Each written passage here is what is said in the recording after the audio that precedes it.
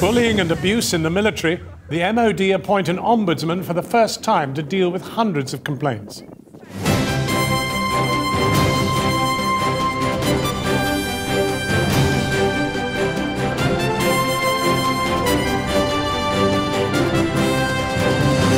As the lads would get more drunk at night, they'd be knocking on the door all the time. I'd lock myself in and they'd be saying, please, just let me in, I just want to come in. Good evening. It's reported that up to 90% of bullying in the military never gets disclosed for fear of consequences.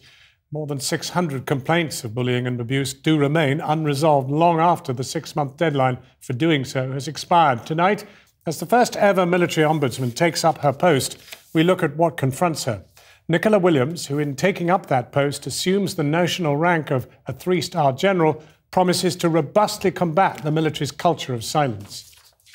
Also tonight, the family of the schoolgirl Jeanette Tate say they've been denied justice after the paedophile and child killer Robert Black died in jail before being convicted of her murder. Tonight, the parents of one of his proven victims tells us how they feel about his death. Iran captures, then releases a boatload of American sailors who strayed into their waters, a sign of continued Iranian spring, as Obama, in his last State of the Union address, claims America is still the most powerful country in the world. And from comedy to comic opera, Chris Addison on singing, satire, and what to do when the politicians are beyond parody. I've never met an American who says, this seems like a good election, this seems like a great democratic process. Suddenly, actually, Dr. Strangelove is kind of coming true at that point. And are there now enough black and Asian MPs? Tonight in Westminster, a meeting to celebrate the fact that there are now 41 in Parliament, more than 6% of the total number.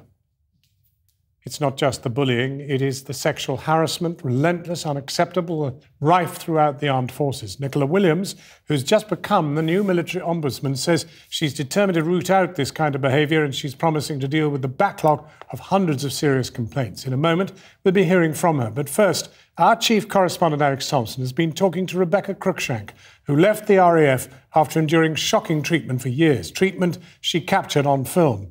And we should warn you, there are some images of a sexual nature in his report. The names, the victims, the stories, time and again reminding the civilian world of the British service's long ingrained problems with beasting, bullying, harassment. At home in North London and many years after leaving the RAF, it is true that Rebecca Crookshank still has fond memories of life as an airwoman. I had some very positive experiences of working with men, women, where we worked together to create a fantastic community. But there was the dark side, and that began the second she landed at the remote Mount Alice base in the Falklands. Her and 28 men. Some of them were waiting for her with what they called the Alice Wave. I was greeted by the Alice Wave, which was all the lads lined up on the helipad, mooning me in. I think you can see from the film that I would laugh at everything. That was my kind of coping mechanism. And then came the first night initiation. I was in the crew room, I was fully clothed, and they invited me in to kind of lather them with a fairy liquid type substance while they danced around me with wearing nothing but rubber gloves. And there's pictures of me kind of trying to laugh through that. Rebecca Crookshank asked us not to show the faces of the men who'd mistreated her. The first night was only the beginning. As the lads would get more drunk at night, they'd be knocking on the door all the time. I'd lock myself in and they'd be saying, please, just let me in, I just want to come in. This is Beck's pussy. This is Tigger. When she simply wanted to play with the base's cat, there was physical and verbal harassment, all of it on camera. Now I know what it's done. It's only a cat woman. Pussy. No, he's a pussy. Can you just be nice? She pleads at one point. She made an official complaint. An investigating officer was flown in. He asked to have a meeting with me in my bedroom, just him and I. And we had that meeting, and I asked him if he liked my Laura Ashley bed linen. And, you know, he was in my personal space. I thought it was very odd that we weren't having this meeting in the crew room. And I made a complaint, and it was very much like, do you realise what will happen if you take this further? You know, you want to have a career outside of the Royal Air Force. Well, you're not going to have a very good report leaving the island. So I was very afraid. One more victim successfully intimidated and gagged. You do not bring lads back into this block. Rebecca Crookshank now plays 9 characters in her one-woman play about the military, including the culture of bullying. Nice and smooth, so you can get good, accurate rounds into... Halt! Crookshank, do you want me to wipe that smile off your face? I think we have to speak out, and I think we have to be brave together, men and women, because I know that there are things that happen to men as well that are under the radar, so to speak. Year in, year out, the British forces say they take bullying seriously. The complaint system has been overhauled, they claim, and there's a new ombudsman to oversee it. Yet the cases keep on coming. Well, earlier I spoke to Britain's first military ombudsman, Nicola Williams. She has the status of a 3-star general. She has the job of combating the bullying, harassment and code of silence that often dissuades service personnel from making complaints. You're being appointed as effectively a 3-star general. Yes. As the first ever military ombudsman. Yes. Has there been a revolution I haven't noticed?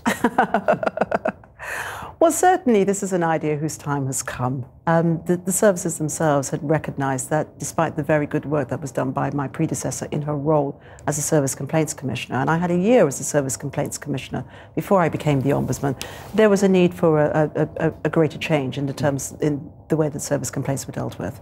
Now, I mean, you know, because you've been preparing for this job, the scale of what confronts you. And, yes. I mean, for example, there are over 600 cases that have gone beyond the 24-week period that is supposed to be that in which it's resolved. I mean, you've got a lot of work on your hands. Yes, we do, but we're more, when I say me, I and my staff, we're more than up for the challenge for that. But that suggests that you've got resource, and much more resource than has ever existed before in terms of investigating what's happened. Absolutely, and I do. I'm happy to say that the office, definitely we are resourced to do the work that we are mandated to do.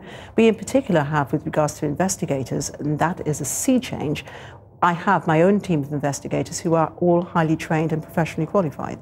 Now, I said you've had a career as a lawyer, and you've sat as a judge in this country. You've also been an ombudsperson in the Cayman Islands, yes. and also been on the Independent Police Complaints Commission. But do you know what it's like to be bullied? Personally, do I know what it's like to be bullied? I was bullied when I was at school, a very long time ago, so I do know what that is like. And I know that if you are bullied, what you want is for someone to A, listen to you, and B, to actually take your complaint seriously. And I can certainly say to, but not only existing servicemen and women, that if they are bullied, that once they exhaust the internal process and they come to us, we will take their complaints seriously, as will the services. But also, I'm sure that within your audience, there are men and women who probably have children who want to join the services. They may have concerns about if my son or daughter joins, will they be bullied? And I would like to reassure them that should that happen, that we will deal with that very firmly. I do feel very passionate about this work. It is challenging, but I think challenge is a good thing. I personally thrive off challenge, and I am very confident that we can make a real difference. Will the armed forces thrive off challenge? Because you'll have to challenge them. Not only will I have to, I absolutely will. And you can rest assured that should the time come when there is a total divergence of opinion, that I will challenge them and challenge them robustly. And as I've already said, there are instances when, if necessary, and if I feel it's appropriate, I can actually overturn decisions made by the Defence Council, and I would be prepared to do so. Nicola Williams, thank you very much for talking to us. Thank you.